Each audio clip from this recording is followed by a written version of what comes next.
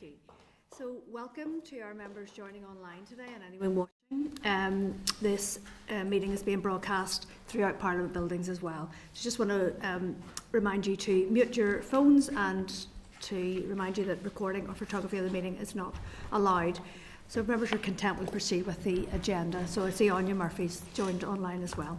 Okay, so we have apologies from Claire Sugden, and I think that maybe Pam is going to join slightly late, and also Sinead is also due shortly as well. Yes.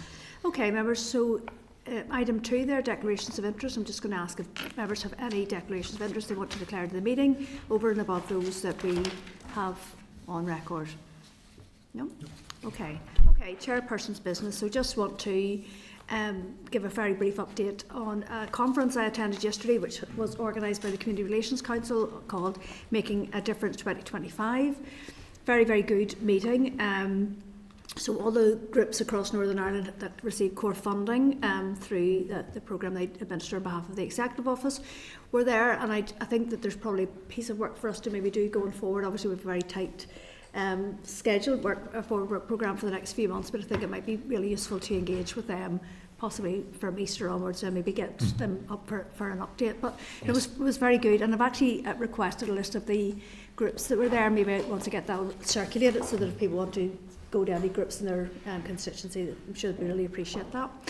Okay, so draft minutes. Could I just raise one thing on that, and thank you for that update. The core funding from the CRC is very important, but it would be useful just to get some update from them. I get a lot of contact from groups who are currently not in the programme, who find it difficult to get into the programme, yes, and also the lateness in which letters of offer are issued by them. So we have scenarios where groups are then operating at risk for a number of months and in year confirmed. So it's just to see if the committee could keep a watching brief on that too. No, definitely. Thank you for that, Philip. I suppose in one of the sessions they really did major on the 1 year funding cycle, and the risk and the burden that puts on their administrative team. So no, I think that's maybe something we do need to look at in more detail when we've got a bit more space. Okay, so draft minutes, members, just to advise, you'll find the minutes from our draft minutes from our meeting held on the 26th of November on pages 7 to 18 of your pack. I'm just going to ask members if they're content that these are a true reflection of the proceedings. Okay, great, thank you. I'll go ahead and sign those. Okay, matters arising, members, 5.1 to 5.2. So these are emails from members regarding our session last week with the junior ministers. Okay, just a reminder that at last week's meeting, the committee discussed emails sent by some members in relation to the questioning of junior ministers. These items have now been included in the pack, today's pack, under matters arising for the committee record. And just to remind that at last week's meeting, the committee agreed to write to the department regarding junior minister Aisling Riley's attendance at an event at Belfast City Hall hosted by Irish Glordamona in October 2024, and the committee awaits a reply. Just to advise that an urgent oral, I think it was yours, Philip? Yes. Urgent oral from Philip in the Chamber on Monday during plenary. The First Minister responded to that, and the Hansard from the session has been published, and you just for the record, I'm just going to advise that the First Minister said, the Junior Minister said at that committee meeting, as in our last week's committee meeting, that she attended the event as a West Belfast constituency MLA and equally as a Gaeilgeoir. She was very clear about that statement then, so let me be very clear today. The invitation was not accepted in her role as Junior Minister, as would be normal practice for all ministers in TO. Aisling Riley forwarded the invitation to the private office to ascertain whether she could attend in her role as Junior Minister. That was the only reason why the invitation is held on file. To be clear, the total information held by the Executive Office is one email, an invitation to Aisling Riley as a constituency MLA. So just to further advise the First Minister, did say that Aisling Riley and 4 other Sinn Féin representatives received the invitation. Aisling Riley, as Junior Minister, did not receive 5 complimentary tickets. The invitation was not fulfilled in her role as Junior Minister. TO had no further involvement beyond registering the case. TO did not provide any advice with respect to the invitation. There was no briefing commissioned or compiled by officials, and for absolute clarity, TO does not hold any further information in relation to the events of 19th of October. Aisling Riley attended the event as a West Belfast constituency MLA and a Gaeilgeoir. So for the avoidance of doubt, the Executive Office was not represented at the event. I have signed off on a written departmental response to the Executive Office Committee, which will confirm all that. So I'm just going to check with the clerk. Have we received anything since I Not received to date, this? no, we haven't. Okay. I think Timothy's asked to come in. Go ahead, please, Timothy. Yes, thank you very much, Chair. Disappointing that we haven't received it to date. I joined online or watched online on Monday to hear the limp response from the First Minister when faced with questions. This committee asked for all correspondence relating to the event. The First Minister said that it was signed off. My question is, where is it today? My next question is, has the Deputy First Minister signed off the response? Because without one, you can't have the response come without the other. So there's big questions still to be asked here and to be answered. Did the First Minister get her deputy to sign off to release the correspondence? If so, where is it? If it hasn't been signed off, that raises more concerns than we already have. Chair, if we're making no progress in this, and because of the urgency, as I said last week, there is a section 44 of the Northern Ireland Act where we can compel leaflets, we can compel information, we can compel letters, and I hope the committee doesn't have to get to that point. I certainly believe we should be looking at that, because we are a number of days after the First Minister appeared in the Assembly saying that she had signed off a response. There's nowhere to be seen, and this mess isn't going away. The First Minister stood up in the chamber and gave one version of events. The BBC have another version of events. There's three completely incompatible versions of events here, and the sub-story that we heard on Monday does not clear that up in any shape or form. So we need to be looking at Section 44 of the 98 Act to compel these documents if they're not coming. My next query on this matter is that Sinead Ennis plays a pivotal role in this. She has obviously told the First Minister a version of events. The First Minister has acted on that and got up and relayed that to the Assembly floor. So I would like to see, and I believe this committee should strongly consider writing to the police, asking for a copy of Sinead Ennis's statement to the police to try and clear this issue up. And I noticed that Sinead Ennis was sitting beside the First Minister on Monday in the chamber, and the two of them can't even provide a similar type of event to what happened here. We have a First Minister and a junior First Minister embroiled in this that is responsible to this committee, and we have a ministerial code that talks about leadership, integrity, openness and honesty. And I feel to date we haven't got that. And we really need to push this for clarity. What we got on Monday, a verbal update, simply wasn't good enough. And I think that this committee needs to push it further and compel for all documentation relating to this event. And that still leaves serious questions that what version of events did Sinead Ennis then tell the police? And I think we need to consider writing to the police and asking for her statement, not looking for any other information apart from the statement that she provided to the police, because this is crucial. Her statement is crucial to the outcome of all this and to understand why the First Minister got up and told the Assembly what she did. I still believe she misled the Assembly, or she told the truth and that version of events changed further down the line. So I'm not happy with the response. I'm not happy with the way the committee has been treated to date, and I believe we need to do more to show our robustness. And we're here to scrutinise the First Minister and her junior minister, and this isn't going away. And I hope next week you'll give opportunity during questions that this must be raised. Okay, so for a response, does anybody else want to come in? Go ahead, please. Just to express my disappointment that, having listened to the First Minister in the Chamber on Monday and her very clear intent to advise this committee of essentially what she said, all we're faced with today is the Hansard transcript of that. And I think, to be quite honest, the committee has been snubbed. We should have been told. The First Minister said what she was going to say. She said she was going to write to the committee. This is the first opportunity when the committee met, and she should have provided that information to us. I think one other thing quickly just to say, Chair, is that one can hopefully assume that the statement that was made in the Chamber on Monday was made with the agreement of the Deputy First Minister, because my understanding is neither Minister can speak in the Chamber unless both have signed off on what they're saying.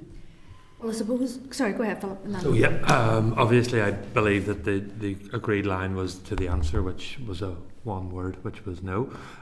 Just in terms of clarity from the previous speaker, I think it's just important that to point out that Emma Pengelly is no one's deputy. She is the joint head of government and is the deputy first minister, so she's not a deputy to Michelle O'Neill or to anyone in the Northern Ireland Assembly. Did we set a deadline for, so I want to be fair to the Executive Office on this, did we set a deadline or a request for when we wanted to receive this information? I think it should have been sent by now. Yes, it was sent after the meeting last week. Let me just actually have a look at the letter itself to see whether we put, normally there would be on correspondence around departmental, there is a set time scale as you know, so I'll just... So just while you're looking for that, so first of all, just probably more so for people watching online, so the First Minister and Deputy First Minister are here next week, so there will be an opportunity, Timothy and others, to put questions to the First Minister then. I don't think the two junior ministers are coming. I think they're at the North-South Ministerial Council, some briefings, so it'll just be the FM and DFM. Okay, so just another point there that did come into my head as well, but the clerks raised it with me here, is that I think that there is a difference, Timothy, between what the Executive Office and the First Minister's responsibility are and what are actually essentially Sinn Féin party matters. So I think the issue with Sinead Ennis in terms of police report and stuff, I just don't understand. I don't see how that is within our varies as a committee to actually write to the police to find out, get a statement from the chief whip of a political party who isn't a minister within the department that we are here to scrutinise. Chair, well, being very clear, this involves the First Minister and the junior the deputy, and this is the committee they're responsible to. Sinead Ennis, her version of events, so she said that she was informed by the member of staff who has since resigned of their involvement in the damage of the portrait. So there's a critical piece of, there has been evidence given or verbally exchanged. Yeah. We're more than a year after this event took place, and we're none the wiser. We've had an urgent role in the chamber where the First Minister basically brushed off any question that came her way. So I think Sinead Ennis is absolutely pivotal in this to understanding, well, what was she told? Because this person resigned for some reason, and we are no clear as to what their involvement in it was. And if we do not get to the crux of this and understand what the Chief Whip was told, who then passed that on to the First Minister, we're never going to get to the bottom of this. And if this committee has any teeth, that's exactly the type of question and information that we should be seeking here. Because it's obvious that neither Sinn Féin, the First Minister or Junior Minister Riley have any interest in openness and transparency in this issue. And if we aren't interested in trying to get to the nub of this, we're a toothless committee and we're not holding anybody to account. Okay, well, first of all, I think that the First Minister, in response to a supplementary, did remind us that when she spoke in the chamber last October that she was doing so as the Sinn Féin Vice President. And she spoke from the back benches as opposed to from the front benches as a minister. And I think in that capacity, that was how she was approached by Sinead Ennis. Look, I don't think this is within our varies, but I suppose a solution to move us on a bit would be maybe to ask for some legal advice as to whether this is something that we could request. I don't know. Yeah, just to be clear, when I look at this issue, when the First Minister took her pledge of office, she can't just set it to the side when it suits her to go to the backbench or wherever. When she has signed her pledge of office, she is First Minister regardless of what function she carries. And throughout that time, yes, she maybe got up and spoke from a backbench, but she was still the First Minister at that point. She never resigned, she never stepped aside. She's always been the First Minister, so when she spoke, ultimately, she was First Minister and should be held accountable, and it comes under the varies of this committee, I believe. Okay, sorry, do you want to say that, or do you want to... Sorry, Chair, just to say that, just for clarity, members obviously do have two roles when they are a minister, so they can speak in their ministerial capacity, and that is how they would be introduced in the chamber by whoever's in the chair. If they are speaking as an individual member or in a capacity as a representative for a party, that is how they would be introduced by the chair. So there are distinctions between the two. That's really just a point of clarity more than anything else, that a member who is a minister does have the opportunity to speak under two different guises as such within a plenary session. I just wanted to make that point. And also, sorry, Philip, just on your point, as per the usual timescales, the department have 2 weeks to respond. So we wrote the letter last Thursday, which means they have until the 11th of December to respond to that, which is the day after next week's meeting. But obviously FM and DFM are attending next week's meeting. Yeah. Okay, Carol, please go ahead. Oh, go ahead. Sorry, in terms of correspondence, all we can do is write today to find out where it is and if it could be brought forward beforehand. My understanding was from listening on Monday that the First Minister said she had cleared. Yes. I think, I'm not 100% sure, I haven't got Hansard here. So I mean, for me, you just ask for that correspondence and advice. I think the rest of the stuff that Timothy's saying is really for another committee. It's not for here. So it's just to put that on the record. Any other thoughts on? So, Timothy, your suggestion was that we would write to the police as a committee to request. I'm not sure whether just a statement, because that would verify whether the First Minister misled the Assembly or not, and it can provide clarity on to what has actually happened here. Okay, so the clerk has just said to me that he wants to take advice, so it wouldn't necessarily be legal advice you're looking for, it's you're more just going to liaise within the senior management team here? Yeah, Chair, I would just want to take advice just on the auspices of the committee writing on a matter to the police that doesn't necessarily fall within the responsibilities of TEO, but I will come back on that. I don't want to give a yes or a no at this stage. I'd rather give the correct answer, having taken some further advice, if that's okay. Okay, so we'll not put that to the committee then until we hear back from you. Okay. We can certainly chase the department for the response and remind them that the deadline is the 11th of December. So we can do that. Okay. Chair, just on that point, when we are writing, can we cite the powers that we have as a committee under Section 44 of the Northern Ireland Act, that we're serious that if they don't release the information that we will be formally requesting it? We can certainly state the powers that the committee has. Yeah. Absolutely, yeah. Okay. Have we agreed with that? Okay.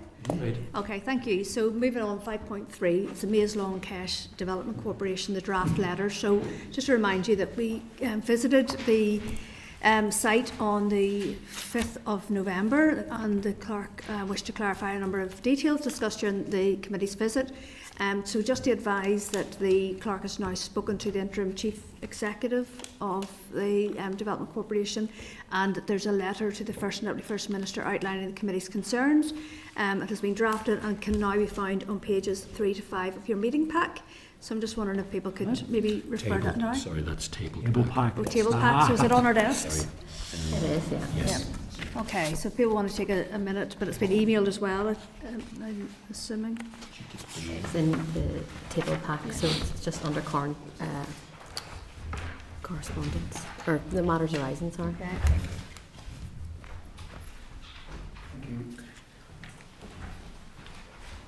It's page 3 there, Chair. Yes. Okay, have people got it okay there? Page 3 to 5? Of the, it was emailed as well. What time was email at? It was, the table pack was reissued this morning, so Okay. it's on page 3 to 5 of that. Okay. I'm happy with that, if everybody else would give you a wee minute. I think it did cover.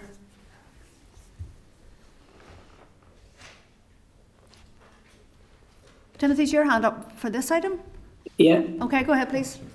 Yeah, I suppose my comments regarding the Long Kesh is that until the blight that remains in sight of the listed buildings of the hospital when is removed, this site will never be acceptable to unionists and will never move forward. Under the banner of, or under the heading of restricted access and bureaucratic barriers, there's a line which talks about held back by apparent indecision. From that day that we visited the maze, I was quite clear it's not indecision. There was a decision taken by Sinn Féin that they would block any progress on the site, when it wouldn't include some shrine to terrorism, and that the hospital wing would remain and there'd be an element of it be open to the public, that they could glorify what happened in the site. So I think we need to be clear, we need to be more robust than we have been in this. That is not held back because of indecision.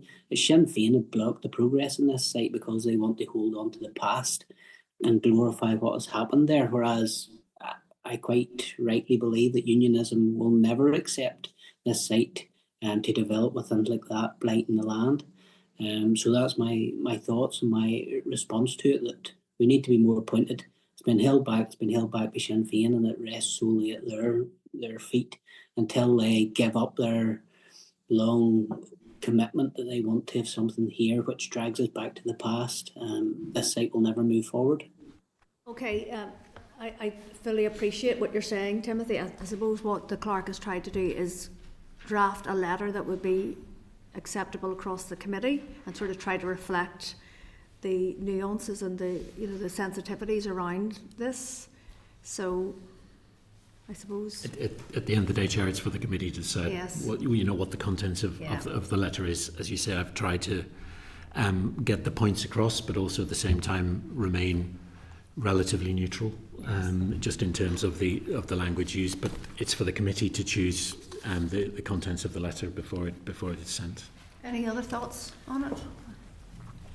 Go ahead, please, Philip, and then I'll bring you. Yeah, no, I was just going to make the point. Listen, my party's views in relation to the maze are long held and on the record. I've made them on a number of times in my capacity as chair of the economy committee when we visited the site. But I totally understand the predicament that the clerk's in.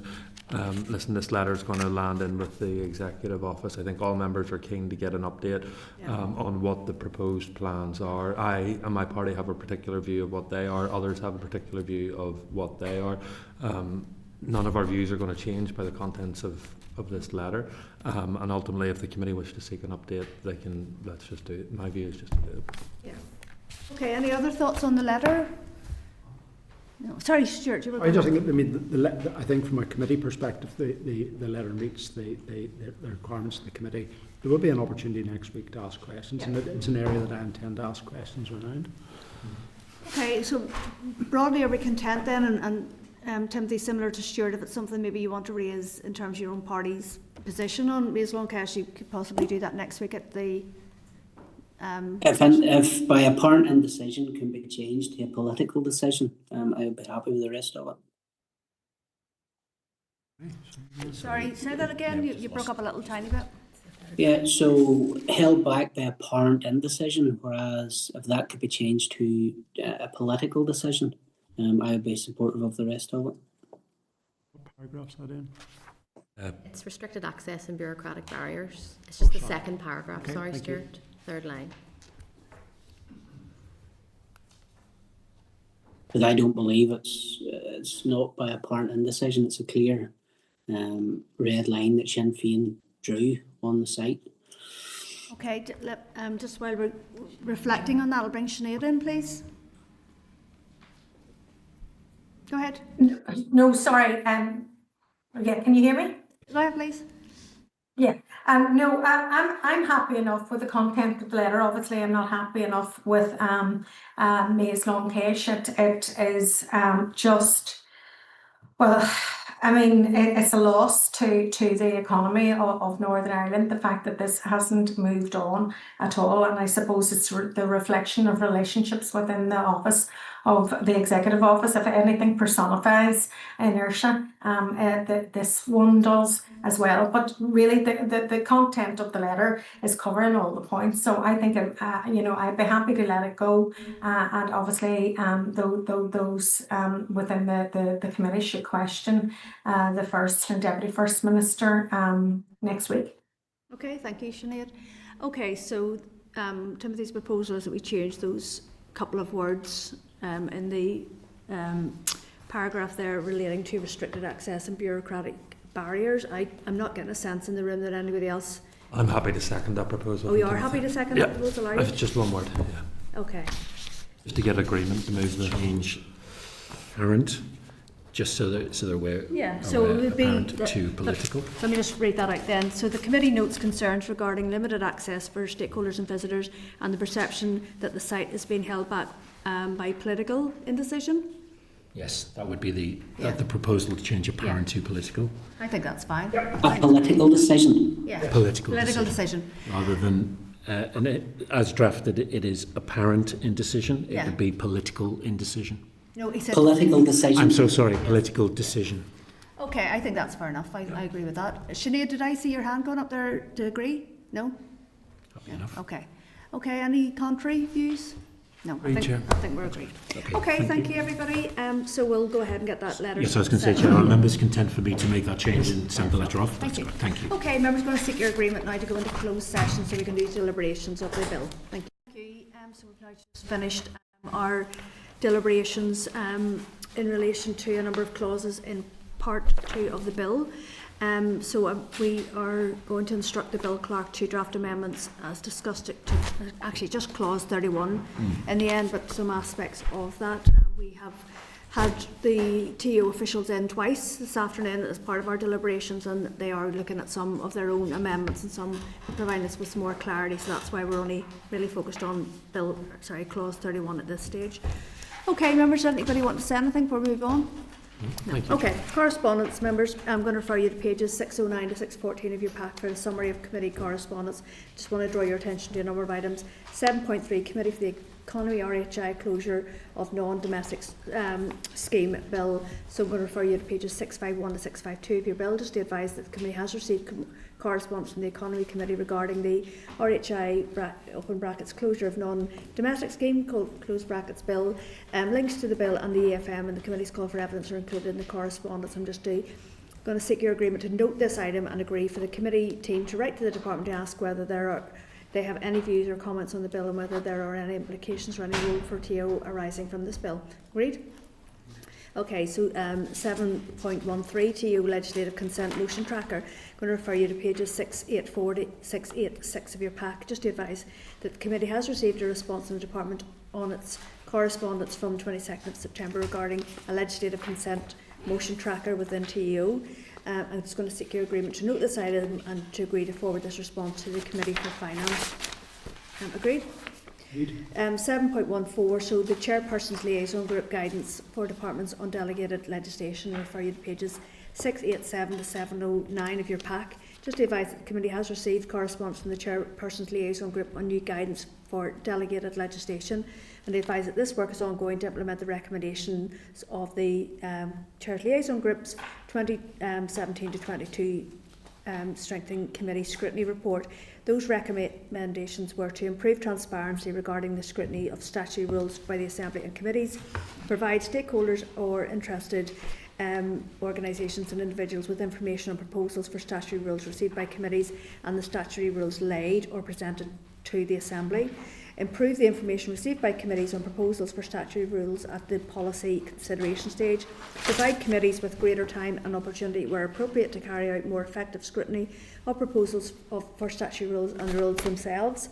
And so just to advise it that the first phase of the revised arrangements for delegated legislation will be implemented from the 5th of January 2026. The guidance for committees is currently being finalised and will be shared in due course, and training for Assembly staff is in progress.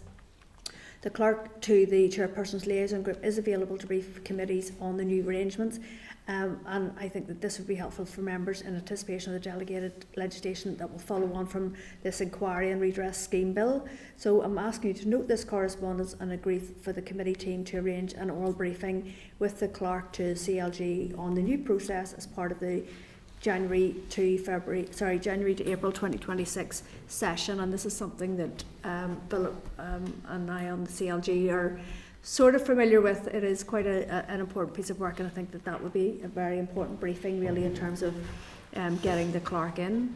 Anything to add to that, Philip? Or no, that's just useful. Okay, so I'm just going to ask you to note those items and now ask the clerk to read some others into the record. Thank you. Thank you, Chair. 7.2 members is from the Department is Intergovernmental Relations Secretariat Annual Reports for 2022-23 and 23-24 for members to note. 7.4 is correspondence from the Committee for the Economy on new car registration issues, again for the committee to note. 7.5 is correspondence from the Committee for Communities in relation to the Fraud, Error and Recovery Bill, again for members to note. 7.6 is correspondence from the Committee for Education, the Department of Education's interaction with Linking Generations Northern Ireland, again for members to note. 7.7 is from Legal Services, the Assembly. It's the 51st report of the Examiner of Statutory Rules, and there are no rules for the attention of this committee. 7.8 is correspondence from an individual and is further correspondence on behalf of a cross-denominational network of survivors of clerical sexual abuse regarding the issue of stalled decision-making by TEO. Members will remember that the committee agreed last week for the committee team to arrange an oral evidence session as part of the January to April 2026 session on this area, and those invites have now been sent. I'm not sure if members wanted to come in. I'll bring them at the end. I'll do it at the end. 7.9 is from the Community Relations Council and is a copy of the Making a Difference conference agenda, which took place yesterday that you attended, Chair. 7.10, Northern Ireland Human Rights Commission, invitation to the launch of its new independence research report, Windsor Framework Article 2, Enforcement and Remedies. The event takes place on Tuesday the 16th of December from 11 till 12:30 p.m. at the Europa Hotel in Belfast. The event is in person and online. Any member wishing to attend should use the link provided in the invitation. 7.11 is a departmental response to correspondence of the 7th of May on changes to UK parcel rules, and just to advise members that an oral briefing on EU matters will take place with our new EU Affairs Manager on the 25th of February. 7.12 is a departmental response to correspondence of the 14th of November regarding the wording of an HIA memorial plaque. And just as a reminder, the committee sent further correspondence on this matter to the department on the 21st of November and still awaits a reply. 7.15 is from the Committee for Finance and is the public expenditure outturn and forecast outturn for November 25-26 for members to note. 7.16 again from the Committee for Finance, review of arm's length bodies.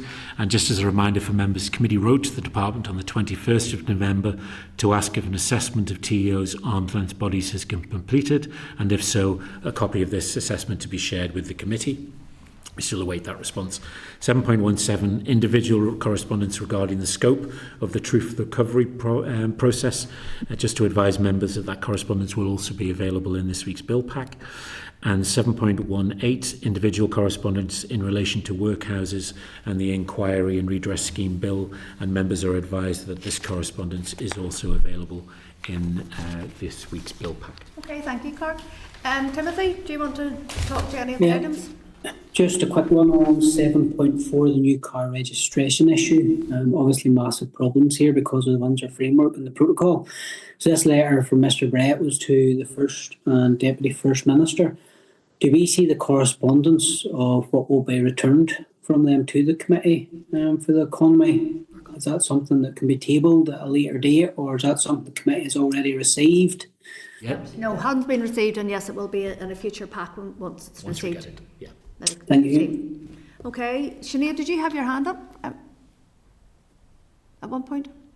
I did, but actually the clerk answered it when he elaborated on 7.8.